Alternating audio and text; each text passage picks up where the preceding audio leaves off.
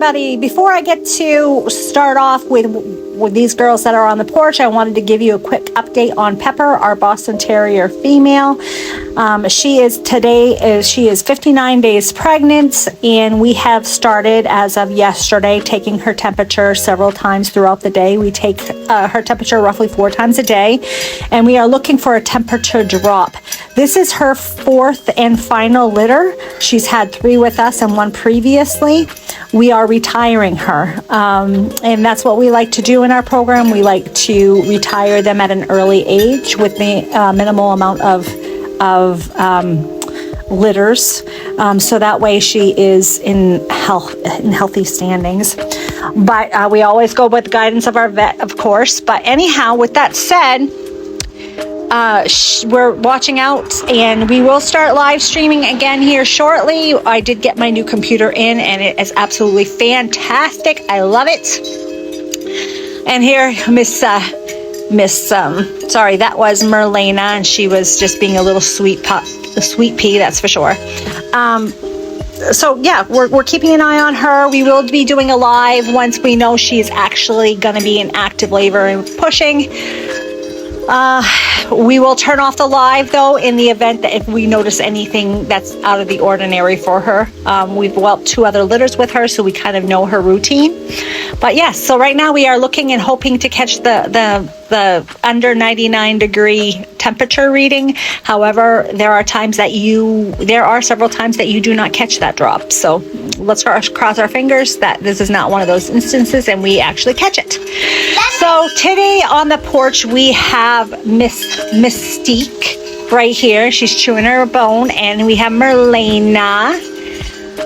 Yeah, sweet girl. Merlina is a blue and tan tri. She carries Coco, and she carries Blue, of course, because she's a blue Merle.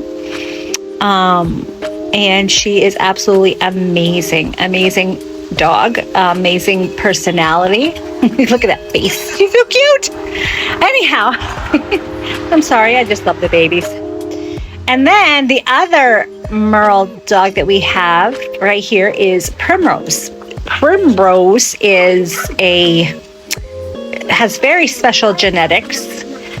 She actually is clear, but the special genetics that she has is that she carries a fluffy gene, but she also carries the Coco, the Blue, and she also carries pink as well. So anybody in the breeding worlds, they'll know exactly what those genetics say and what the potentials of their future litters can be. Now, Libby, the co-owner, is the one that is looking for the right stud to match with these girls.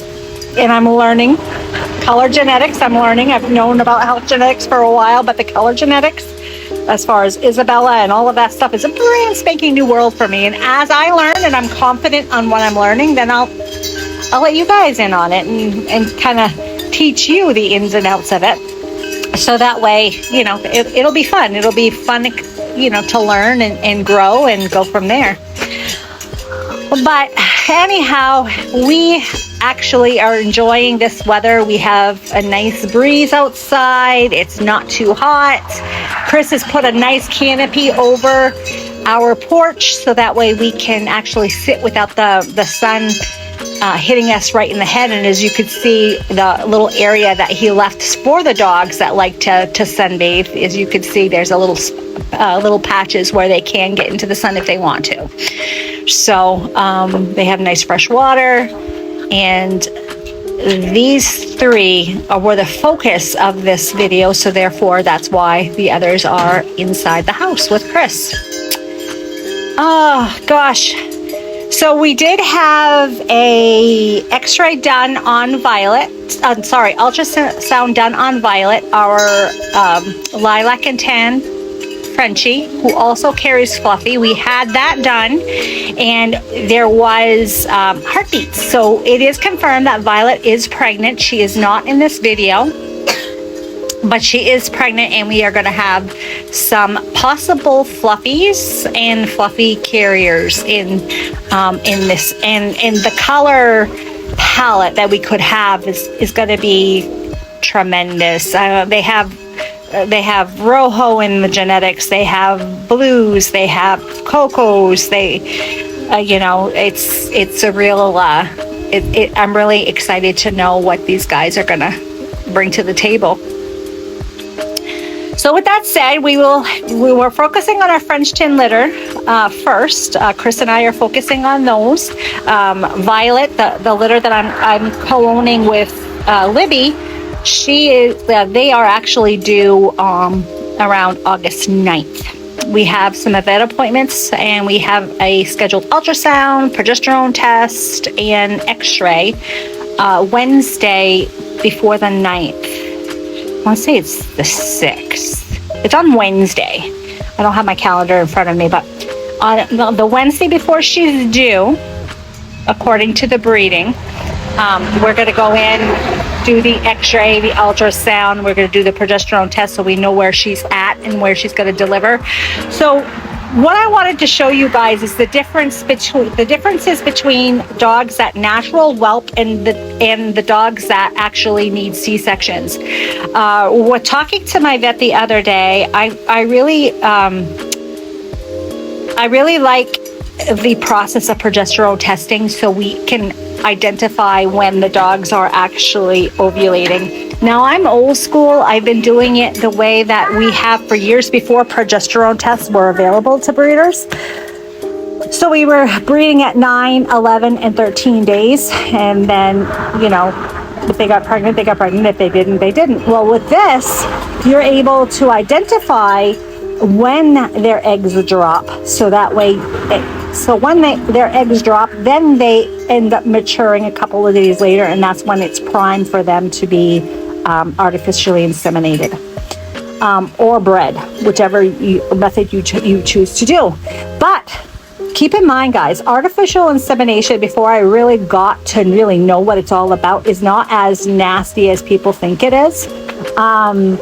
It is more like a medical procedure that is done. But you have to put your big person's cap on and look at it as a professional standpoint and what is actually happening at that point. It would be just like us going to the doctor for reproductive challenges. When we're using outside studs, most of the time the semen is sent, and it's chilled, it's sent. So we have to do the artificial insemination that way. The collection is not as intense as some people make it out to be. It can be if the person is not doing it correctly or if the dog is unfamiliar. But when you have a dog that is, that's all he knows is artificial insemination, he does the job. He does the work, and you don't really have to do anything. Sorry, guys. Well, there. Okay, now that I got them quiet, hopefully I can continue on with this video. But anywho, so yeah, we've got a lot to learn, a lot to teach people. A lot of it's got to be a talk through, because I don't think, Anna, no. I don't think people really have the understanding on things, and will make it more than it actually is. So we're going to reserve those type of teachings when I actually get, if I ever get to the point where I can have membership only content. So anyhow, long story short, we have a fantastic week that's ahead of us. We're crossing our fingers that she has her final litter healthy and happy, and everything goes well. Our philosophy is our girls, we try not to put a number on how many of these girls are definitely going to have, but the max is 4, and we are at 4. So she is done. If she had smaller litters, because she's doing so well, maybe we would have considered the 5th one, but no, she's had 4 litters. They've been a really good size, and we want her to be a happy, healthy pet before it starts taking a toll on her body, just with us females. So anyhow, with that said, welcome to North Country Little Paws, and if this is your first time tuning in, please like and subscribe, and we will definitely see you around. Please enjoy the rest of these girls. These girls are our heart, and they are wonderful, and we will talk more about them in the weeks to come. But let's get through the stage of Pepper and Violet having their babies, and then we are going to focus on these girls so that way you get to know them more, you get to know their personalities. Violet and Pepper will be going to potentially new homes as they are both retiring. And yeah, so anyway, have a great day, and thanks you for tuning in. Bye-bye.